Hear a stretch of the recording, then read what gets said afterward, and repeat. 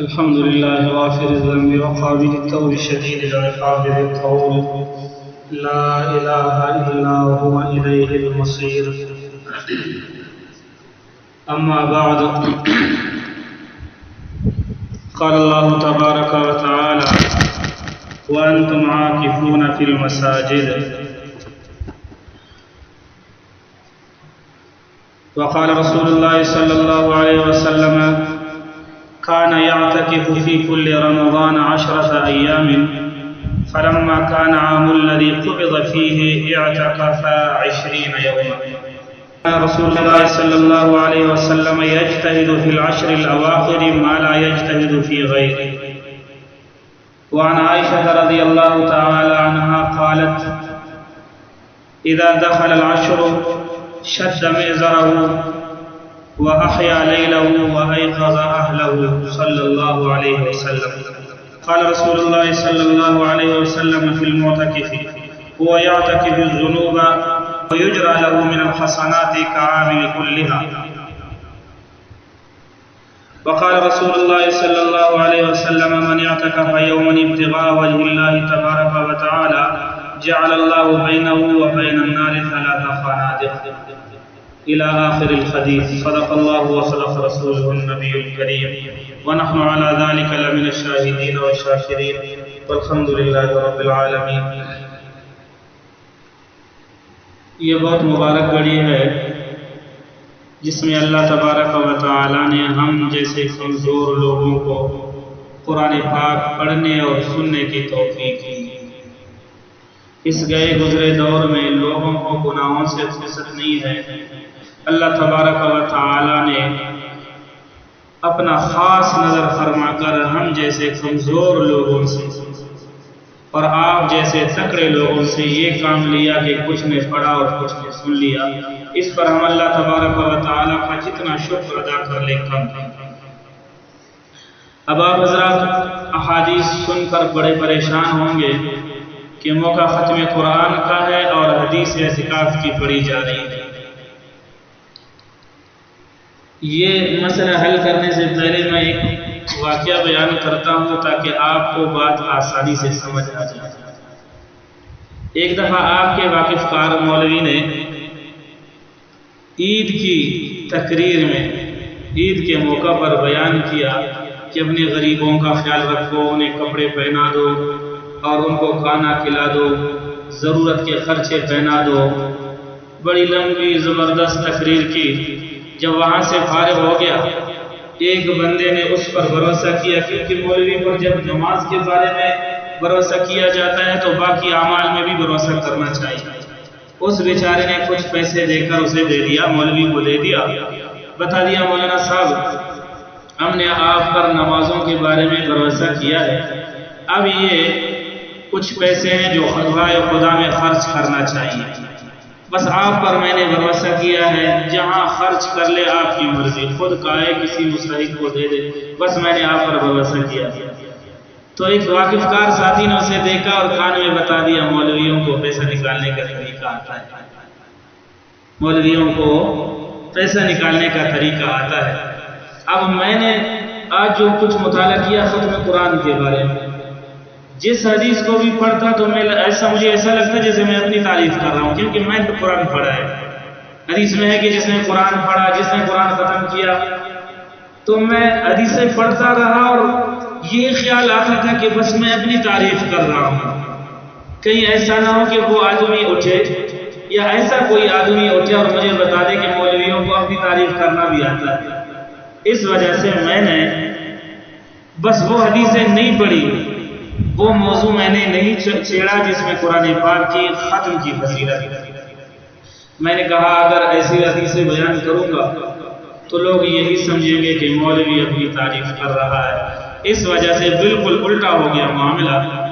ختم قرآن آپ حضرات کو مبارک ہو. اللہ پاک اسے اپنے بارگاہ میں منظور و مقبول فرما دے، مزید محنت کرنے کی توفیق نصیب فرما دے، اسی طرح قرآن اور مسجد کے ساتھ تعلق مضبوط بنا دے. مگر میرا عنوان اعتکاف کے فضائل کے بارے میں، اپنے معتکفین کے بارے میں نے کچھ احادیث پڑھی ہے جنہوں نے یہ مشقت اٹھائی ہے کہ اپنے گھر بار چھوڑ کر کاروبار چھوڑ کر، بال بچوں کو چھوڑ کر، سب کچھ چھوڑ کر اللہ کے گھر کو آباد کرنے بیٹھے ہیں۔ اس وجہ سے چند احادیث اسی سلسلے میں عرض کرتا ہوں، پھر آخر میں دعا کرتے ہیں۔ حدیث کی کتابوں میں آتا ہے، پیغمبر علیہ السلام کا حال بیان کرتے ہیں صحابہ کرام، فرماتے ہیں کان یعتکف فی کل رمضان، پیغمبر علیہ السلام ہر رمضان میں اعتکاف فرماتے تھے 10 ایام، 10 دن۔ اس سے مراد یہی 10 اواخر ہے جس میں ہمارے معتکفین بیٹھے ہیں۔ فلما کان عام الذی قبض فیہ، جب وہ سال آیا جس میں اللہ کے رسول صلی اللہ علیہ وسلم دنیا سے رخصت ہو رہے تھے، اسے تو یہ اندازہ نہیں تھا کہ میں دنیا سے رخصت ہو جاؤں گا، لیکن پھر بھی پیغمبر علیہ السلام نے اس رمضان کے مہینے میں 20 یوم 20 دن اللہ کے رسول نے اعتکاف فرمایا، جو عمل پیغمبر علیہ السلام سے متواتر ثابت ہے اور پھر اتنے اہتمام کے ساتھ ثابت ہے، ظاہر بات ہے کہ اس کی بڑی فضیلت ہے۔ جن کو اللہ تبارک و تعالی توفیق دے رہے ہیں وہ بڑے خوش بخت ہیں۔ اما جی حضرت عائشہ صدیقہ رضی اللہ تعالی عنہ کی روایت ہے، وہ فرماتی ہیں کان رسول اللہ صلی اللہ علیہ وسلم، پیغمبر علیہ السلام کی عادت شریفہ یہ تھی، یجتہد فی العشر الاواخر ما لا یجتہد فی غیرہ، پیغمبر علیہ السلام رمضان المبارک کے آخری 10 میں اتنی کوشش کے ساتھ عبادت کرتے جتنا باقی 20 دنوں میں کوشش نہ فرماتے۔ اس کا مطلب یہ ہے کہ باقی ایام میں بھی اللہ کے رسول عبادت کرتے، مگر اس آخری 10 میں اللہ کے رسول کثرت کے ساتھ عبادت فرمایا کرتے تھے۔ اس کی تشریح اماں جی کی دوسری روایت میں آپ سمجھ سکتے ہیں، فرماتی ہے اذا دخل العشر، جب آخری 10 داخل ہوتا تو پیغمبر علیہ السلام کی کیفیت یہ ہوتی کہ شد مئزرہ، اللہ کے رسول صلی اللہ علیہ وسلم کمر کس لیتے، جس طرح کہ اس جمعہ میں نے اس پر گفتگو کی، کمر کس لیتے، کمر بستہ ہوتے، اور فرمایا وَأَحْيَا لَيْلَهُ، اپنے راتوں کو زندہ گزارتے، مطلب یہ ہے کہ ساری رات پیغمبر علیہ السلام عبادت کرتے۔ حالانکہ پیغمبر علیہ السلام کی عام عبادتیں یہ ہوتی تھی، اما جی حضرت عائشہ صدیقہ رضی اللہ تعالیٰ عنہ فرماتے ہیں قد یتورمت قدماہ، پیغمبر علیہ السلام کے قدمین مبارکین زیادہ کھڑے ہونے کی وجہ سے نماز میں متورم ہو جاتے، سوج جاتے، پھر سر ہے۔ تو اماں جی فرماتی ہیں میں نے اللہ کے رسول سے عرض کی، اللہ کے رسول آپ تو بخشے بخشائے ہیں، آپ تو معصوم ہیں، آپ سے تیرا رب راضی ہے، آپ اتنی پرتکلف عبادت کیوں کرتے ہیں؟ فرمایا عائشہ افلا اکون عبدا شکورا، عائشہ میں اس رات کا شکر گزار بندہ نہ بن جاؤں جس نے مجھے یتیم کو ساری کائنات کا امام بنا دیا، سارے انبیاء کا امام بنا دیا، میں اس کی پرتکلف عبادت نہ کروں؟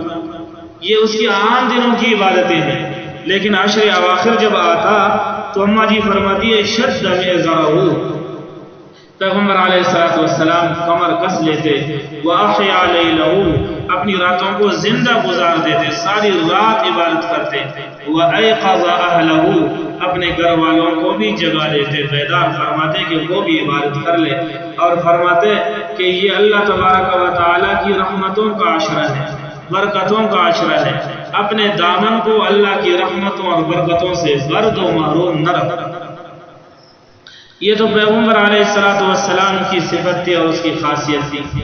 عام معتکفین کے لیے پیغمبر علیہ السلام کا ارشاد یہ ہے المعتکف هو یعتکف الذنوب، معتکف وہ ہے جو گناہوں سے بالکل یک طرفہ ہوتا ہے، المعتکف هو یعتکف الذنوب، معتکف وہ ہے جو گناہوں سے یک طرفہ ہوتا ہے۔ اب اس کو سمجھانے کی ضرورت نہیں ہے، اس لیے کہ سب سمجھتے ہیں کہ معتکفین یہاں آ کر کسی کے غیبت نہیں کرتے، موبائل پہ فیس بک اور یوٹیوب نہیں دیکھتے، دوسرے گناہوں سے بچے ہوئے ہیں، بس یہی ہے اعتکاف الذنوب، گناہوں سے سیڈ ہو جانا۔ وَيُجْرَى لَهُ مِنَ الْحَسَنَاتِ كَعَامِلِ كُلِّهَا، معتکفین کے لیے وہ تمام حسنات نیکیاں لکھی جاتی ہے جو بار لوگ کرتے ہیں۔ مثلا مریض کی عیادت اعتکاف والا آدمی نہیں کر سکتا، دوسرے لوگ کرتے ہیں۔ معتکف نے سنا کہ فلاں بندہ مریض ہے مگر میں نہیں جا سکتا ہوں، دل میں یہی خیال آیا اگر میں اعتکاف میں نہ ہوتا تو میں بھی چلا جاتا، اللہ کے رسول کے ارشاد کے مطابق اس کو اتنا اجر مل گیا جتنا اس نے سوچا۔ کسی نے کہا کہ میں نے فلاں بندے کے نماز جنازہ میں شرکت کی ہے، اعتکاف والے نے دیکھا اگر میں اعتکاف میں نہ ہوتا تو میں بھی جا کے شرکت کر لیتا، اجر پاتا، تو اس نے سوچ لیا پیغمبر کے ارشاد کے مطابق اسے اتنا اجر مل گیا اور دوسروں کے اجروں میں کوئی کمی نہیں۔